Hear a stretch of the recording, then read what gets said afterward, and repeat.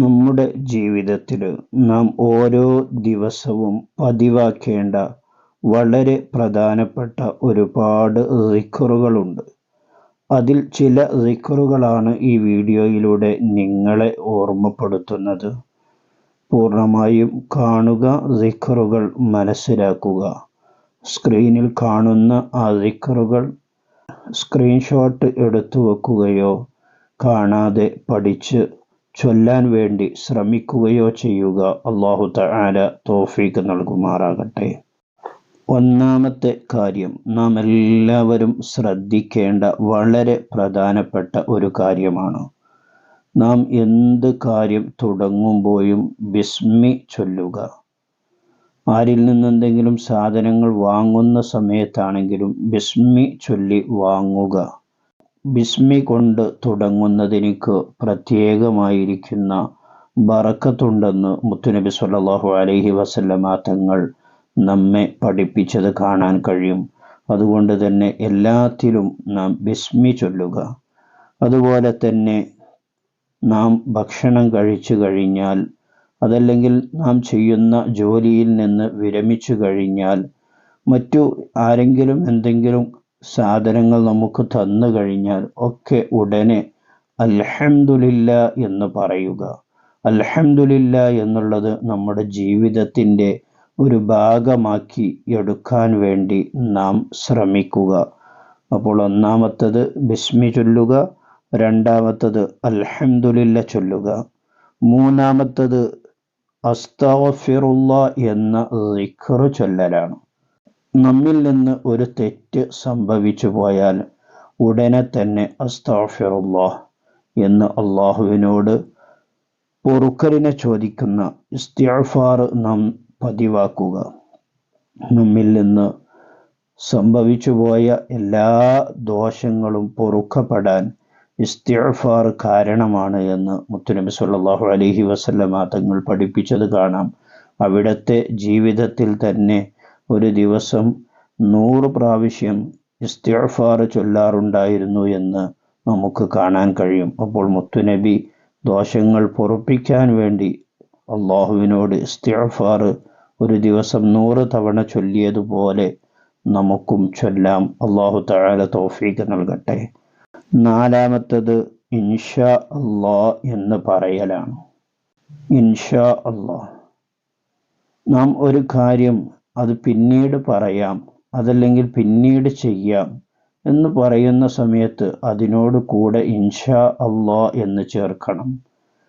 മുത്തുനബിയുടെ ചരിത്രത്തിൽ ഇൻഷാ അല്ലാഹ് എന്ന് പറയാത്തതിൻ്റെ പേരിൽ ആ അദബ് പഠിപ്പിക്കാൻ വേണ്ടി ജിബ്രീൽ അലൈഹിസ്സലാം ഒരുപാട് ദിവസം മുത്തുനബിയിലേക്ക് വരാതെ നിന്നു എന്ന് ഹദീസുകളിൽ കാണാൻ കഴിയും. അതുകൊണ്ട് തന്നെ എന്ത് നാം പറയുമ്പോഴും ചെയ്യുമ്പോഴും പിന്നീട് ചെയ്യാൻ വേണ്ടി മാറ്റിവെക്കുമ്പോഴും പിന്നീട് പറയാമെന്ന് പറയുമ്പോഴുമൊക്കെ ഇൻഷാ അല്ലാഹ് എന്ന് പറയാൻ വേണ്ടി ശ്രമിക്കണം.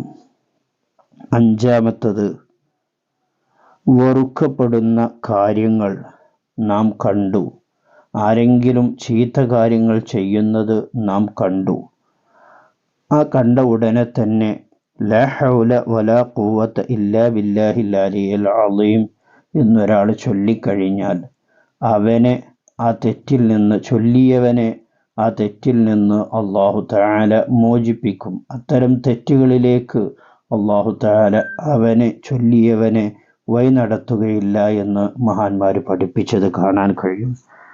ആറാമത്തത്,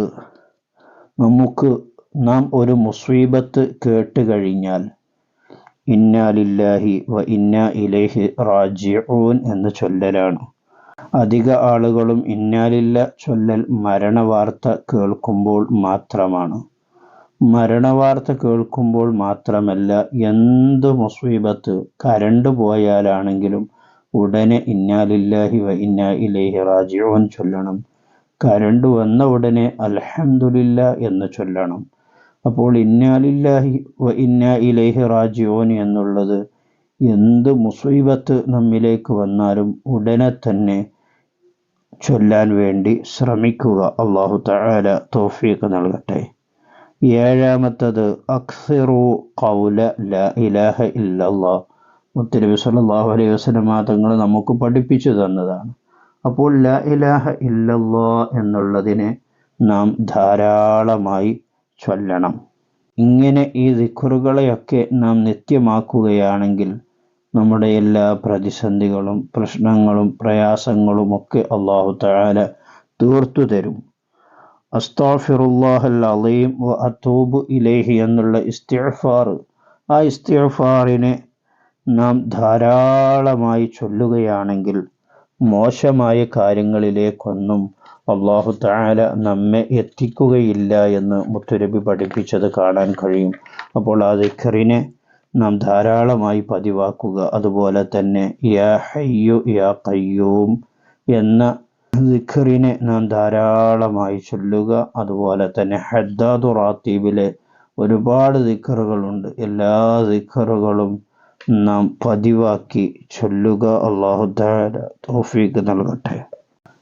ലാ ഇലാഹ ഇല്ലല്ലാഹു വഹ്ദഹു ലാ ശരീക ലഹു ലഹുൽ മുൽക്കു വലഹുൽ ഹംദു വഹുവ അലാ കുല്ലി ഷൈഇൻ ഖദീർ എന്ന ദിക്റിനെ ഒരാൾ 100 തവണ ചൊല്ലുകയാണെങ്കിൽ അവൻ്റെ പാപങ്ങൾ അല്ലാഹു തആല പൊറുക്കപ്പെടും. അതുപോലെ തന്നെ 100 തവണ അവൻ ചൊല്ലിയാൽ നന്മകൾ അവനിക്ക് അല്ലാഹു തആല 100 നന്മകൾ അവനിക്ക് വേണ്ടി എഴുതപ്പെടും. 10 അടിമകളെ മോചിപ്പിച്ച പ്രതിഫലം അല്ലാഹു തആല അവനിക്ക് നൽകും. 100 തവണ അവൻ ചൊല്ലുകയാണെങ്കിൽ ശൈത്വാനിൻ്റെ ഷർറിൽ നിന്ന് അല്ലാഹു തആല അവനിക്ക് രക്ഷ നൽകും. സുബ്ഹാനല്ലാഹി വബിഹംദിഹി എന്ന ദിക്റിനെ ഒരാൾ 100 തവണ ചൊല്ലിക്കഴിഞ്ഞാൽ സമുദ്ര നുരയോളം അവൻ്റെ ചെറുദോഷങ്ങളുണ്ടെങ്കിൽ എല്ലാം അല്ലാഹു തആല അവനിൽ നിന്ന് മായ്ച്ചു കളയുന്നതാണ്. അപ്പോൾ ഒരുപാട് ദിക്റുകൾ നാം പഠിച്ചു. ലാ ഇലാഹ ഇല്ലല്ലാഹു വഹ്ദഹു ലാ ശരീക ലഹു ലഹുൽ മുൽക്കു വലഹുൽ ഹംദു വഹുവ അലാ കുല്ലി ഷൈഇൻ ഖദീർ. അതുപോലെ തന്നെ സുബ്ഹാനല്ലാഹി വബിഹംദിഹി എന്ന ദിക്റും നാം പഠിച്ചു. അതുപോലെ എല്ലാ സമയത്തും ബിസ്മി ചൊല്ലുക, അൽഹംദുലില്ലാഹ് ചൊല്ലുക, ലാ ഹൗല വലാ ഖുവത ഇല്ലാ ബില്ലാഹിൽ അലിയിൽ അളീം എന്ന ദിക്റ് ചൊല്ലുക, ലാ ഇലാഹ ഇല്ലല്ലാഹ് എന്നതിനെ അധികരിപ്പിക്കുകയും ചെയ്യുക. ഇത്രയും കാര്യങ്ങൾ നാം ശ്രദ്ധിച്ചാൽ നമ്മുടെ ജീവിതത്തിൽ നമുക്ക് എല്ലാ മേഖലകളിലും വിജയിക്കാൻ കഴിയും. അല്ലാഹു തആല തൗഫീഖ് നൽകുമാറാകട്ടെ. മറ്റൊരു വീഡിയോയിൽ മറ്റൊരു വിഷയവുമായി നമുക്ക് വീണ്ടും കാണാം. സ്നേഹത്തോടെ അസ്സലാമു അലൈക്കും വറഹ്മത്തുള്ളാഹി.